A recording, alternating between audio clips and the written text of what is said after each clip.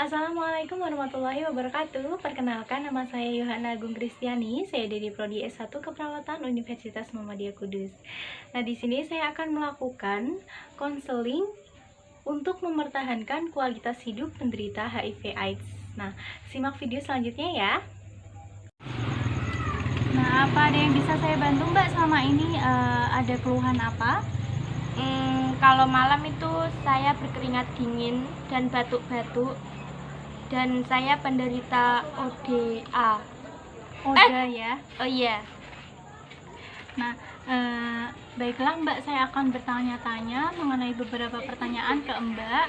Nah, saat saya bertanya, mohon jawabannya jangan ditutup-tutupi di saya ya Mbak, karena saya tidak akan memberitahukan rahasia Mbak atau jawaban Mbak ke pihak lain, begitu ya.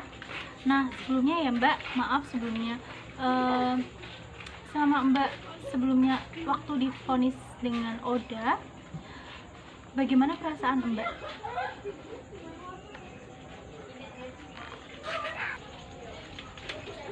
Nah, sebelumnya bagaimana perasaan Mbak ketika Mbak divonis sebagai ODA?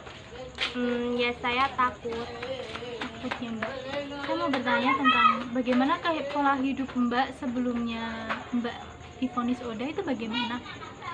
Saya itu bergonta-ganti pasangan. Baiklah. Nah, lalu bagaimana Mbak respon tetangga Mbak atau lingkungan Mbak, keluarga Mbak ketika tahu kalau Mbak itu ODA? Responnya sih sangat mendukung. Nah, sangat mendukung ya Mbak, tidak dikucilkan sama sekali ya. Enggak. Baiklah, itu merupakan respon yang positif dan itu pun juga bisa memicu untuk kesehatan Mbak supaya stabil gitu ya Mbak. Mbak selama ODA ini Mbak melakukan terapi? Iya. Terapi apa Mbak? Nah, selama Mbak mengalami ODA atau HIV/AIDS ini, Mbak pernah melakukan terapi ya? Iya. Terapi apa Mbak itu? ARV. ARV rutin ya Mbak ya? Iya. Nah, jadi kalau Mbak mengalami sakit atau harus mengkonsumsi obat, jadi ketika Mbak mengalami sakit harus mengkonsumsi obat, jadi Mbak tidak boleh mengkonsumsi obat sembarangan ya, harus dengan anjuran dokter.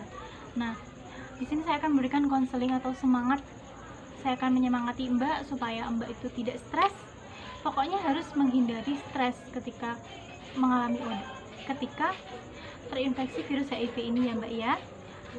Jangan stres dan jangan takut, karena di sekeliling Anda ada orang yang sama seperti Mbak. Pastinya bisa tetap hidup dan sehat terus ya Mbak. Untuk nutrisinya Mbak harus makan makanan yang bergizi, yang sehat, banyak vitamin juga ya Mbak.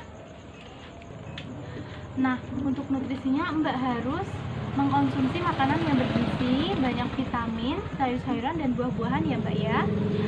Apa sudah dilakukan Mbak? Belum. Nah, mulai saat ini setelah saya memberikan konseling pada Mbak, harus bisa dilakukan ya. Lalu pola hidup sehat, mencuci tangan, dan pola hidup sehat ya Mbak ya pokoknya. Dan pada saat melakukan hubungan suami istri diwajibkan menggunakan pengaman atau kondom, karena kalau tidak suami Mbak akan tertular gitu. Nah, virus HIV ini bisa ditularkan melalui darah, melalui air susu ibu.